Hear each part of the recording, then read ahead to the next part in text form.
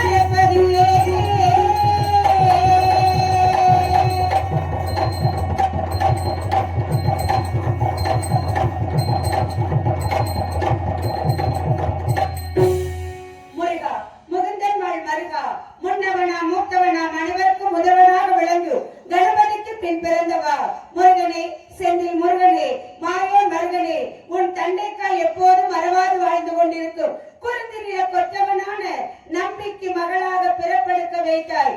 நம்பிக்கை மகளாக பிறந்து பிள்ளை பிராயம் கடந்து கல்வி கூடம் நடந்து மங்கை பருவம் எழுதிய நான் இதுவரை பிறர் குறை கூறாமலும் பெற்றோர் சொல் தவறாமலும் நடந்து வருகிறேன். இந்த பேரின்ப வாழ்வு என்றென்றும் நிலைத்திருக்க நீதான் அருள் புரிய வேண்டும் முருகா. முருகா, கந்தா, கடம்பா, கார்த்திகேயா, கலியுக வரதா, சூரசம்ஹாரா, சுப்பிரமணியா, வேலெடுத்து வீசி காட்டிய வேலவா, வெற்றி வேலா, வீரவேலா, ஞானவேலா, கந்தா, குகா, சண்முகா, சட்டாச்சரா, எத்தனை திருநாமங்கள் என்னுடைய முருகப்பெருமானுக்கு சொல்லிக்கொண்டே இருக்கலாம். முருகனுடைய திருநாமங்களை முருகனுடைய திருநாமங்களை சொல்ல சொல்ல நம்முடைய பாவங்கள் அனைத்துமே கலைந்து போகும் என்று சொன்னார்கள்.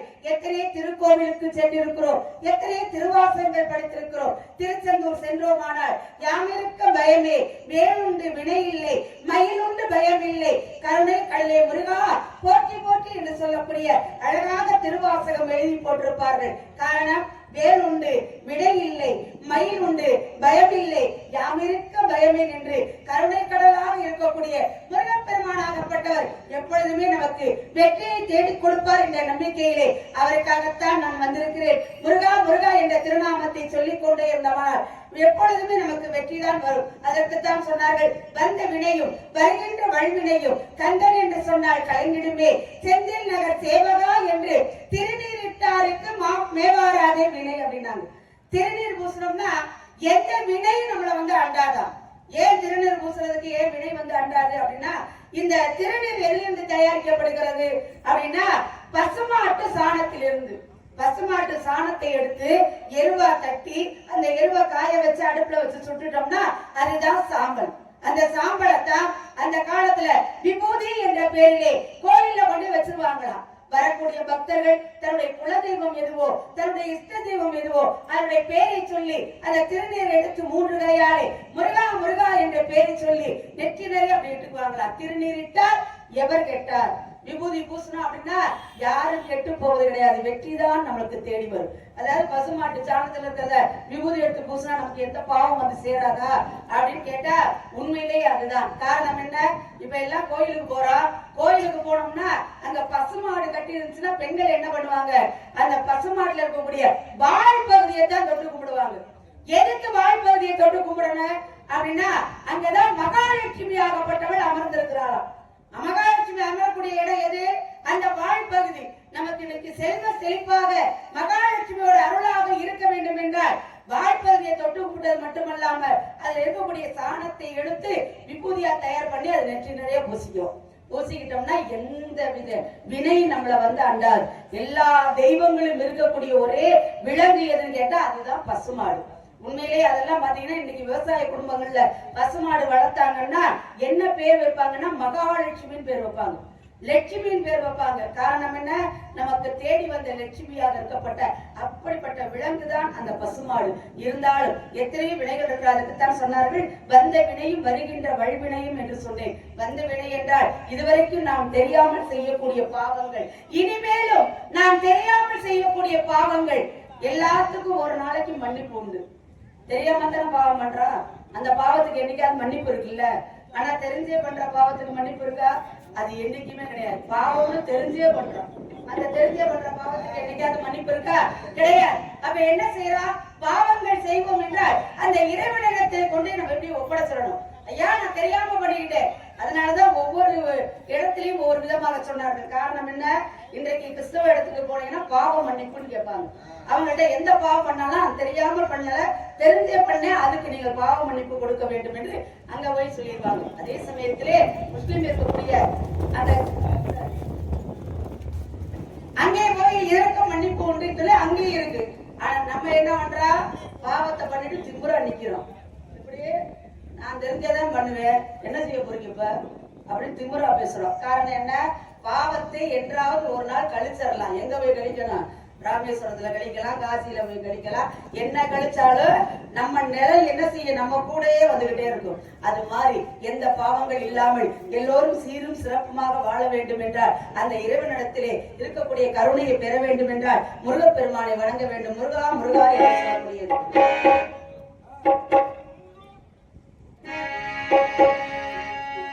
செந்தூர் முருகன் கோவிலே ஒரு செய்தியை நான் கேட்டேன்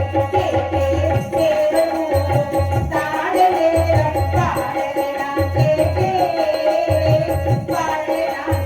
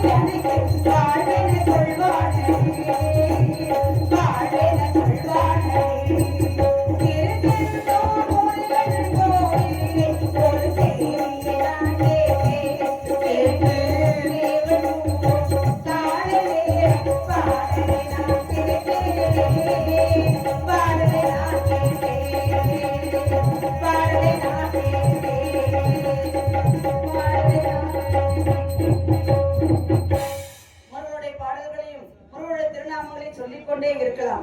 முக்கியமாக ஒளிபெருக்கிக்கு ரொம்ப நன்றி சொல்லணும். உங்களுக்கு தான் ரொம்ப நன்றி.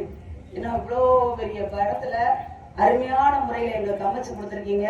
உண்மையிலேயே அழகாக இருக்கக்கூடிய ஒளி அமைப்பாளருக்கு எங்களது கலைக்குழுவின் சார்பாக நன்றி கலந்த வணக்கம் வணக்கம் வணக்கம் வணக்கம் வணக்கம். உண்மையிலேயே ஏன்னா முருகனுடைய பேர் நம்ம எப்படி குறிப்பு கேட்கறாங்க அதே மாதிரி மைக் செட்ல குறிப்பு வந்து பழனியப்பா. அப்படியா? ரொம்ப ரொம்ப சந்தோஷமான விஷயம். ஏன்னா இவ்வளவு காத்து இப்படி பொட்டல் இதெல்லாம் பார்த்தீங்கன்னா வேற மைக் செட்டா இருந்தா போடவே முடியாது.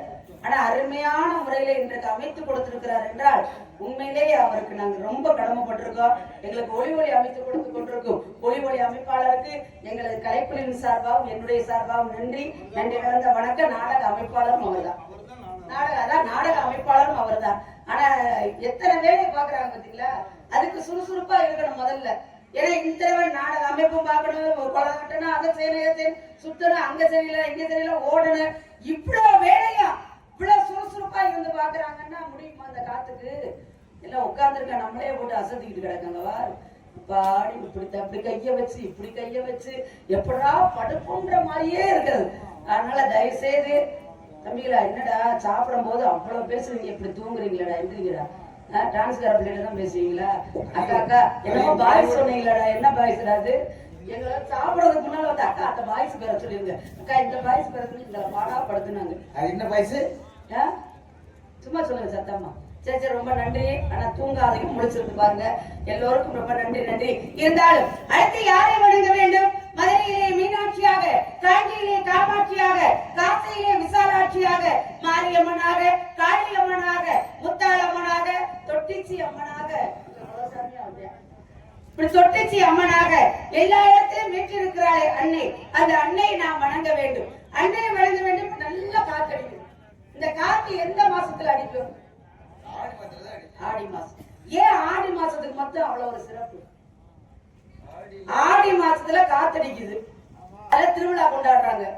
அதுலயும் பாத்தீங்கன்னா வேப்பிலை கட்டி, எப்படி அழகா மாரியம்மன் கோயிலா இருந்தாலும் எந்த கோயிலா இருந்தாலும் வேப்பிலையை கட்டி அழகான முறையிலே திருவிழா எடுக்கிறாங்க, கூழ் ஊத்துறாங்க. இதெல்லாம் இருக்கு அப்படின்னா இந்த ஆடி மாதத்துக்கே ஒரு சிறப்பு இருக்கிறதா. ஆடி மாதம், இந்த ஆடிங்கிறது என்ன அப்படின்னா அவர் ஒரு தெய்வல ஒரு பெண். அதாவது அவளுக்கு சிவன் மேல ரொம்ப ஒரு ஆசை, சிவன் பக்கத்திலேயே உட்கார்ந்து இருக்கணும் அப்படின்னு ரொம்ப ஆசை. அப்படி ஆசையா இருக்கும் போது சிவனும் சக்தியும் என்ன பண்றாங்க, கொஞ்ச நாள் இப்படி சேர்ந்து பேசிக் கொண்டிருக்கும் போது இருவருக்கும் கருத்து வேறுபாடு இருப்பது.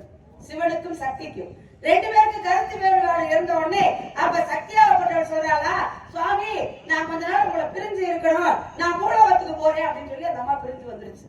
இதுதான் நல்ல நேரம் நினைச்சா யாரு, இந்த ஆடிங்கிற பெண்ணு, தெய்வலோக பெண்ணு. அவளுக்கு எப்படியாவது பரமசிவன் சிவன் பக்கத்துல உட்காரணும், சிவனை பார்க்கணும், சிவனோட சத்து நேரம் அப்படியே அவளோட ஊடலோட இருக்கணும்னு ஆசைப்பட்டு சிவன் பக்கத்திலே எப்படி வந்து அமர்றா, தெய்வலோக பெண்ணா வந்து அமரல, அதே பார்வதியாக உருமாறி சிவன் பக்கத்துல வந்து உட்கார்றான்.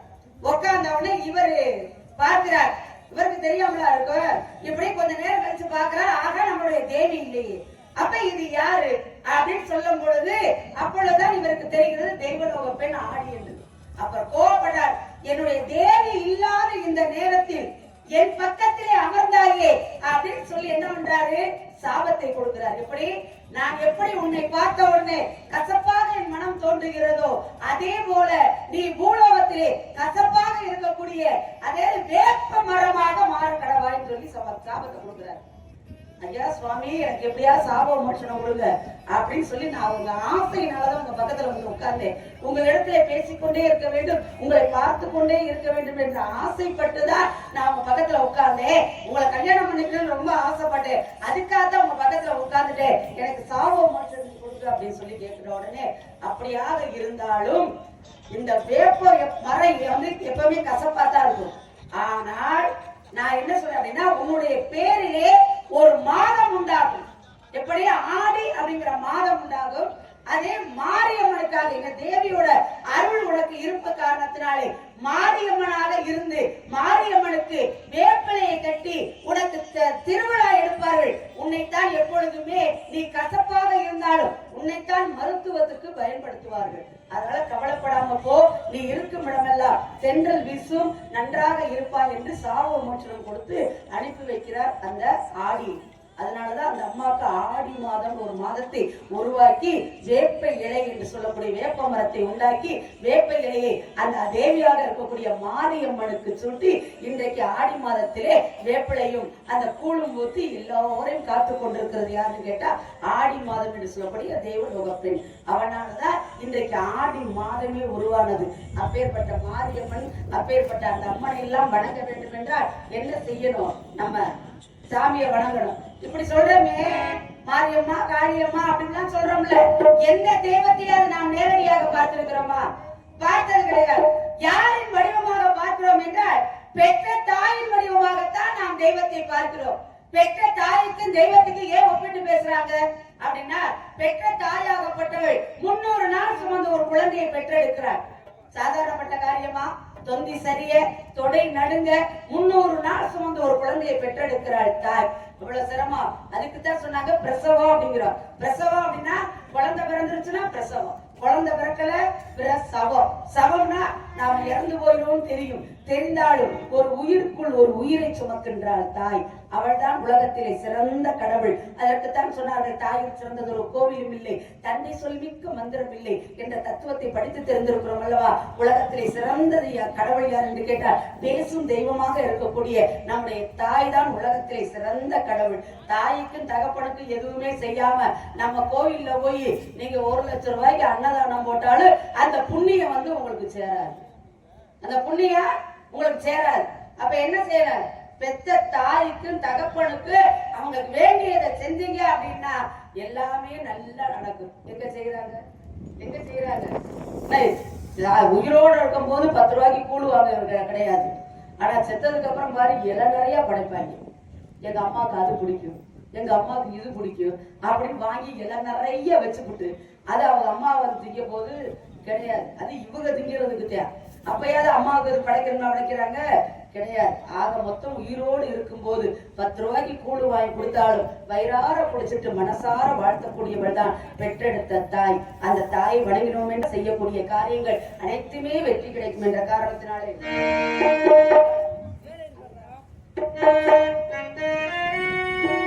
அங்காளம்மா எங்கள் சிங்காரம்மா மங்களம் பொங்கிடு மனதில் வைத்திடு மாரியம்மா கருமாரியம்மா.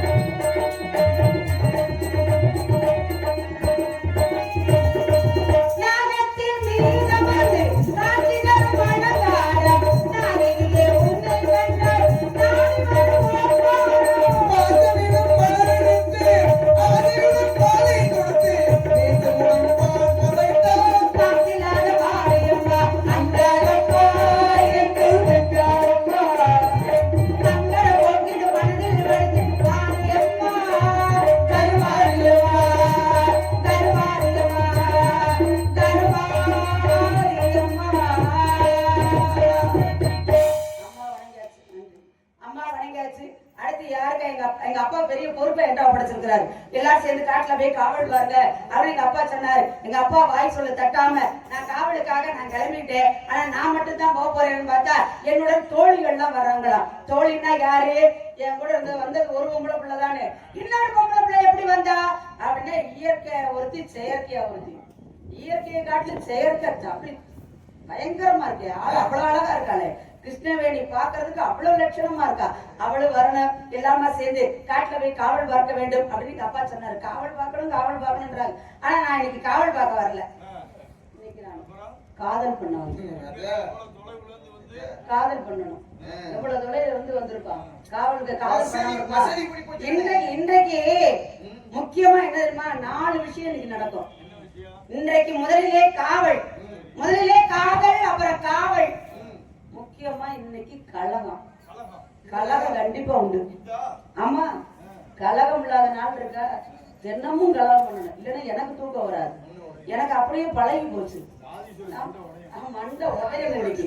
ஆகா அந்த பிள்ளைய போட்டு வந்து சண்டை போட்டுக்கிட்டே தெரியுது அப்படின்னு அவங்களுக்கு அப்படியே பத்திரான வெட்டி மிருதம்லாம் பத்திரமா வச்சுக்கோங்க. வெட்டி மண்டையை உடத்தால உடைச்சுடுங்க. இன்னைக்கு ஆமா இன்னைக்கு 2 பேரு வந்திருக்காங்க. அதுலயும் பல முறையே என் கூட வரும்போதெல்லாம் சட்டை போடுறாரு. இன்னைக்கு அவர் ஏரியா வேற, கொஞ்சம் வாய் அதிகமா பேசுவாரு. இருக்கட்டும், பார்க்கலாம் யார் வந்தா நமக்கு என்ன. இன்னைக்கு சண்டை இருக்கு. ஆனா முக்கியமான விஷயம், நான் யாருக்காக காவலுக்கு பண்றேன், யாரு நான் காதல் பண்றேன் அப்படின்னா இந்த முருகப்பெருமானை நான் காதல் பண்றேன். ஆமா, எந்த முருகனையா? ஐயோ முருகா அவருக்கு நமக்கு சம்பந்தம் ஐயோ அவரும் இல்லைங்க. நான் சொல்றது யார் தெரியுமா? அந்த சிவபெருமானுடைய நெற்றிக்கண்ணையை தீப்பொறியாக வரப்பட்ட முருகப்பெருமானே. தீப்பொறி முருகனா தார்பாய் முருகனா? தீப்பொறியாக வரப்பட்ட முருகன். அப்பேற்பட்ட முருகன்னா எல்லாருமே ஒரு அம்மாட்ட போய்தான் எனக்கு ஒரு குழந்தையை பெற்றுக்கொடு கேட்பாங்க.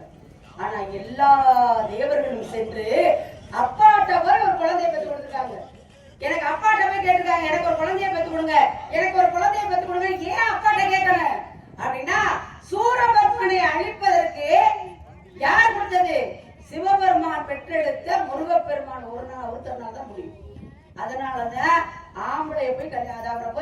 சீக்கிரமா எனக்கு குழந்தை பெற்று கொடுங்கன்னு கேட்டாங்களா. ஆனா அவர் குழந்தை பெற்று தர முடியுமா? அவர் தான் நெற்றிக்கண்ணிலே தீப்பொறியா வரப்பட்ட முருகப்பெருமானைத்தான் இன்றைக்கு சூரபத்மனை அழிப்பதற்காக அவர் உண்டானாரு. அது மட்டும் இல்லாம ஏற்கனவே அவர் கல்யாணம் ஆயிடுச்சு. ஆமா, முருகன் இருக்காரு. அதுல முக்கியமா எல்லா முருகனும் ஒரு மாதிரி இருந்தாலும் விராலிமலை முருகன் இருக்காரு. திருப்பரங்குன்றம் கும்பாபிஷேகம், திருப்பரங்குன்றம் கும்பாபிஷேகம் அருமையான முறையிலே விராலிமலையில இருக்க முருகன். எல்லா முருகன் கோயிலையும் பாருங்க, எல்லா முருகனும் எப்படி இருப்பாங்க அப்படிங்கறது எல்லாருக்கும் தெரியும். விராலிமலையில முருகன் மட்டும் ஏன் அவருக்கு சுருட்டு வச்சு கும்பிடுறாங்க? அதுலயும் விஷயம் இருக்குல்ல, உங்களுக்கு தெரியாது எதுவுமே கிடையாது. சுருட்டு வச்சு கும்பிடுறாங்க. ஏன் எல்லா முருகன் கோயிலையும் சுருட்டு வைக்கிறாங்களா? கிடையாது. விராலிமலை முருகன் கோயில தான் சுருட்டு. நல்ல மழை, சரியான மழை. அப்ப என்ன செய்யறாங்க, அங்க இருந்து ஒரு சித்தர், ஒரு பேர் திடீர்னு ஞாபகத்துக்கு, அப்ப அவர் வர்றாரு. வந்து எப்படியாவது விராலிமலையில இருக்கக்கூடிய முருகனை பார்க்க வேண்டும் அப்படிங்கறதுக்காக வர்றாரு. சரியான மழை, மழையில படியேறணும். படியேற நேரத்துல ஒரு குளிர் அதிகமா இருக்கு. அப்ப என்ன செய்யறாரு, அந்த குளிர்ல, ஆமா, அந்த இடத்துல வந்து அப்படி உட்கார்ந்து இருக்காரு. உட்கார்ந்து இருக்கிற குளிர்ல என்ன செய்வாங்க, ஆம்பளைய சுருட்டு குடிப்பாங்க, என்னென்ன குடிக்கணுமோ குடிப்பாங்களா இல்லையா? இவர் என்ன பண்ணாரு, சுருட்டு குடிச்சாராம். அவர் சுருட்டு குடிக்கும் போது அங்க இருந்து ஒரு பையன் ஓடி வந்தாப்பா, ஐயா எனக்கு ரொம்ப குளிருது, எனக்கும் கொஞ்சம் சுருட்டு கொடுங்களேன்னு கேட்டா. ஏன் நீ சின்ன பையன், அதெல்லாம் செய்யக்கூடாது. இல்ல எனக்கு வேணும் அப்படின்னாரா. அப்ப அவருக்கும் ஒரு சுருட்டை கொடுத்து குடிக்க வச்சாங்க. 2 பேரும் குடிச்சுட்டு இருந்தாங்க. சிறிது நேரத்துல அந்த பையனை காணா. என்னடா காணாமேன்னு சொல்லி இப்படியும் படியேறி, ஏன்னா அந்த கோயிலுக்கு போற வழி இவர் காமிக்கிறார். அந்த கோயில் இங்கதான் இருக்குன்னு காமிக்கிறதுக்காக தான் சுருட்டு குடிக்கிற முருகனா அப்படித்தான் வந்திருக்காரு. அப்ப கோயில் இங்கதான் இருக்குன்னு இங்க இருந்து மேல போய் பார்த்தா அங்க இருக்கக்கூடிய முருகன் சிலையிலே அங்கே சுருட்டு இருந்துச்சான். அப்ப சுருட்டு யார் குடிச்சிருந்தது? முருகன் ஆகப்பட்டவர் வழி காமித்தார். அப்பேற்பட்ட முருகன் எல்லாம் உலகத்துல இருக்காங்க. ஆனா நான் கும்பிடுற முருகன் வந்து சுருட்டு எல்லாம் குடிக்க மாட்டார். நல்ல மனுஷன். ஏங்க அப்படிலாம் பேசுறீங்க? நல்ல மனுஷன். அப்பேற்பட்ட முருகனை தான் நான் கல்யாணம் பண்ணிக்க ஆசைப்படுறேன். முருகனை கல்யாணம் பண்ணிக்கணும்னா எங்க தெரியுமா? மதுரை எம்பதியில கல்யாணம். இப்ப திருப்பரங்குன்றத்துல நீங்க சொன்னீங்களா கும்பாபிஷேகம், அதே மாதிரி மதுரை எம்பதியிலே சீரும் சிறப்புமாக சித்திரை திருவிழா அழகாக நடந்துச்சு. யாருக்கு? சொக்கநாத பெருமானுக்கும் மீனாட்சிக்கும். அப்படி அழகான முறை சித்திரை திருவிழா நடக்குது. ஐயா வருஷம் கல்யாணம் பண்றாங்க. ஒரு தடவை பண்ணாதான் கல்யாணம். வருஷம் பண்ணா அதுக்கு பேரு திருக்கல்யாணம். அப்ப திருக்கல்யாணம் அழகான முறையில் நடந்துச்சு. மீனாட்சி அப்படின்ற, இப்ப முருகனை கல்யாணம் பண்ணிட்டா மீனாட்சி எனக்கு என்ன வேணும்? மாமியார் வேணும்ல. சொக்கநாதர் என்ன வேணும்? மாமனார் வேணும். இப்ப வந்து மீனாட்சி பார்க்கும் போதுதான் சாந்த சொருபினி, அதுக்குதான் மீனாட்சி. மீன் போன்ற கண்ணுடையவள். அப்படி தூங்கா நகரம் என்று சொல்லக்கூடிய அந்த மதுரை எம்பதியை சீரும் சிறப்புமா ஆட்சி செய்து வந்தாலே அப்பேற்பட்ட மீனாம்பிகை என்று சொல்லக்கூடிய மீனாட்சி பார்க்கறதுக்கு ரொம்ப சாந்த சொருபினியா இருப்பா. ஆனா அவளே காளியா மாறிட்டா, அவளே துர்க்கையா மாறிட்டா, அவளே காட்டேரியா மாறிட்டா, அவளே எப்படி எல்லாம் மாறிட்டா அப்படின்னா மீனாட்சி மீனாட்சி தானே மாறிட்டா. அங்க இருந்தாலும் பரவாயில்லையே, மீனாட்சி மதுரையிலேயே இல்லையே. மீனாட்சி வேற ஊருக்கு போயிருச்சா, வேற எங்கேயோ போயிருச்சா, எங்க இருக்குன்னு கண்டுபிடிக்க முடியல. அப்பேற்பட்ட மீனாட்சி இப்படி எல்லாம் மாறிடுச்சு அப்படின்னா காட்டேரியா மாறினா எப்பேற்பட்ட அசுரனாக இருந்தாலும் அவ காலில் போட்டு ஒரே மிதியா மெச்சிருவாளாம். அப்பேற்பட்ட மீனாட்சி பார்க்க அப்படி இருக்கிறவங்க போய் நான் மாமியான்னு கூப்பிட முடியுமா? அத்தாடி, மாமியா மருமக பிரச்சனையை என்னைக்கா தீர்த்து வச்சதா சரித்திரம் இருக்கா? பெரியவங்க சொல்லுங்க. மாமியா மருமக சண்டையை தீர்த்து வச்சதா சரித்திரம் இருக்கா? இந்தியா பாகிஸ்தானை கூட சேர்த்து வச்சிடலாம், மாமியா மருமகளை சேர்த்தே வைக்க முடியாது. ஆனா 2 பேரும் நடிப்பாங்க. உடனே மாமியா சொல்லும் மருமகளை பார்த்து, மா நீ எனக்கு மக மாதிரி, நீ சாப்பிட்டா தான் நான் சாப்பிடுவேன் அப்படின்னு மாமியா சொல்லும். உடனே மருமக சும்மா இருக்காது, அத்தை நீ எனக்கு அம்மா மாதிரி, நீங்க சாப்பிட்டா தான் நான் சாப்பிடுவேன் அப்படின்னு 2 பேரும் நடிப்பாங்க. ஆனா அங்கிட்டு போய் 2 பேரு இவளை பத்தி அவ புறணி பேசுவோம், அவளை பத்தி இவ புறணி பேசுவாங்க. இதுதான் மாமியா மருமகளை தீர்த்து வச்சதா சரித்திரமே கிடையாது. ஆனா நமக்கு மாமியாலாம் வேண்டாம். நமக்கு தேவை யாரு தெரியுமா? நமக்கு யாரு தேவை? மாமனார் தான். மாமனார கைக்குள்ள ஓட்டுட்டோம்னு வச்சுக்கோங்க, கொத்துச்சாவி தன்னால வீட்டுக்கு வந்துடும். நம்ம கொத்துச்சாவி நம்ம ஆளுகளை பாரு, கொத்துச்சாவி மாமனார் கைக்குள்ள போடணும்னா அவரை வந்து அப்படியே அனுசரிச்சு வச்சுக்கிறேன். அவரை அனுசரிச்சு வச்சுக்கிறேன். மாமா சாப்பிட்டீங்களா, மாமா என்ன செய்றீங்க மாமா அப்படின்னு போயாம கேளுங்க. மருமக நல்ல மருமகப்பா அப்படின்னு நம்மளோட வந்துருவாரு அவர். அப்ப மாமனார கைக்குள்ள ஓட்டுக்கிட்டோம்னு வச்சுக்கோங்க, கொத்துச்சாவி தன்னால நம்ம எடுத்துக்கோங்க. அப்பேற்பட்ட மாமனாரை எல்லாம் நம்ம வச்சுக்கோம்னா இன்னைக்கு நிறைய மாமனாராத்தான் இருக்காங்க. கொத்துச்சாவி வந்து போல இருக்கு. உங்க மகன் வருவாரு, நான் 3:30 4 மணிக்கு அவர்கிட்ட கேட்டுக்கோ மத்த பிரச்சனையை.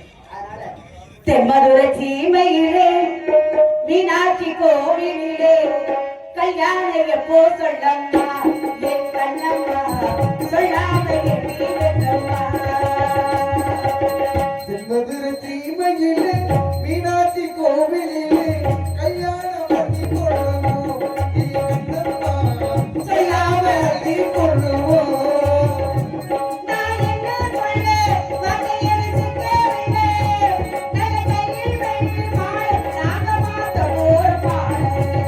தெம்மதுரை சீமையிலே மீனாட்சி